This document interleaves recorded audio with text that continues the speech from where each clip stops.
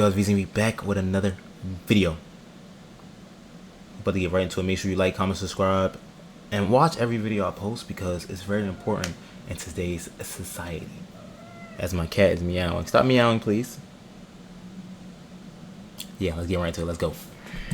The disgraced former President Donald Trump's transition team has reportedly sidestepped the standard Federal Bureau of Investigation background checks for some controversial cabinet nominees, opting instead for private investigators. This move minimizes the chances of nominees being rejected during Senate confirmation due to past transgressions or conflicts of interest. FBI vetting, a tradition dating back to the early Cold War, typically assesses nominees for their criminal record or conflicts of interest or issues that could disqualify them from receiving security clearances. The decision to bypass this process aligns with a pre-election memo from Trump's legal advisors and reflects Trump's enduring suspicion of the FBI, which he has repeatedly accused, without any evidence, of being part of a deep state working against him. This follows controversy surrounding three of Trump's key appointees: Matt Gaetz for Attorney General, Tulsi Gabbard for Director of National Intelligence, and Robert F. Kennedy Jr. for Director of the Department of Health and Human Services. Matt Gaetz, nominated for Attorney General, has faced scrutiny over a Department of Justice investigation into sex trafficking allegations, which concluded without charges. Why is that always a thing? This sex trafficking shit when it comes to famous people or people that got higher power is insane now. 2024 is exposing everybody, and I love it. I don't know what's gonna happen in 2025.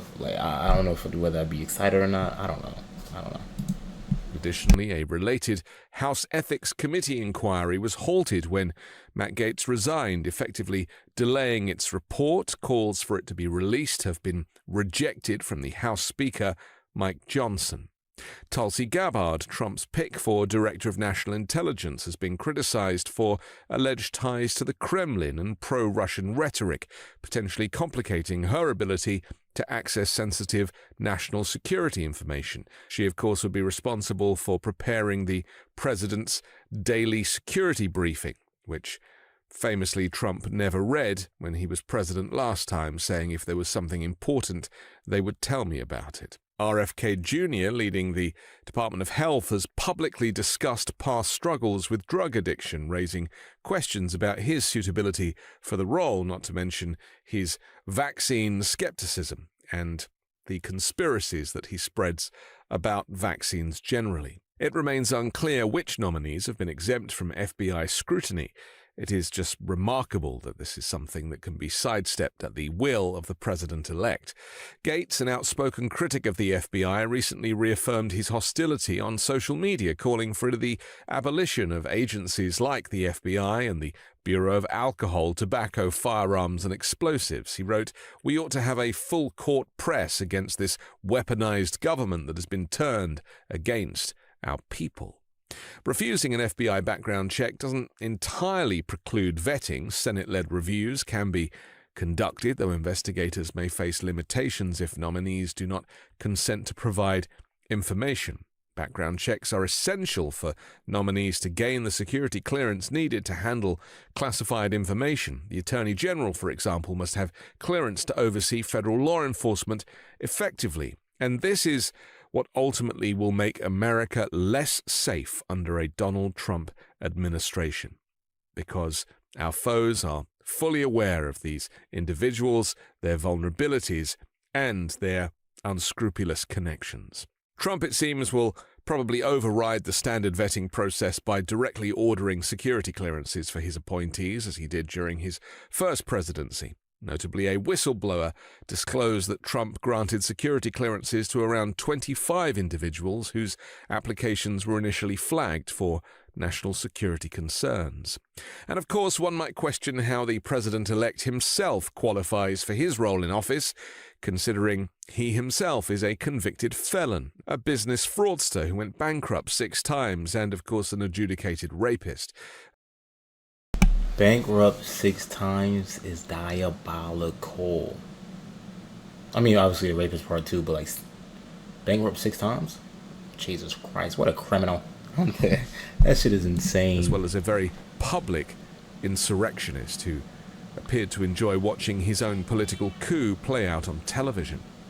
Section 3 of the US Constitution's 14th Amendment states no person shall be a senator or representative in Congress or elector of president and vice president or hold any office, civil or military, under the United States or any state who, having previously taken an oath as a member of Congress or as an officer of the United States or as a member of any state legislature, or as an executive or judicial officer of any state, to support the Constitution of the United States shall have engaged in insurrection or rebellion against the same or given aid or comfort to the enemies thereof.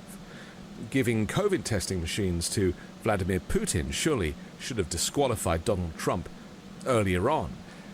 Congress, by a vote of 2/3 of each house, could remove such disability. This means, theoretically at least, that officials who participate in or encourage a rebellion face both removal from office and a ban from holding state and federal offices in the future. A little bit like Jair Bolsonaro in Brazil, who tried to emulate Donald Trump's insurrection and was barred from holding office for 8 years.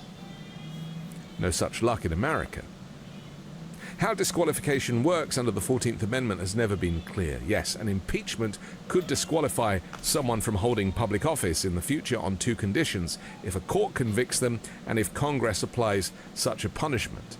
However, this is separate from disqualification from holding office under the 14th Amendment. Under Sections 3 and 5 of the 14th, Congress can bar someone from holding office, but unlike an impeachment conviction, the courts can overturn that decision. He was impeached twice. Was Surely he really? The second one might have been enough to warrant his disqualification from even being on the ballot and running for president. There is some argument that Section 5 of the 14th Amendment does require conviction before disqualification. Section 5 grants Congress the power to enforce the amendment by appropriate legislation. But none of that matters anymore, as it appears that the Republicans have won both houses and the presidency. After adopting the 14th Amendment, Congress passed legislation that criminalized insurrection. Today, this law is codified in 18 U.S. Code 2383. A conviction under this statute will lead to being ineligible from federal office.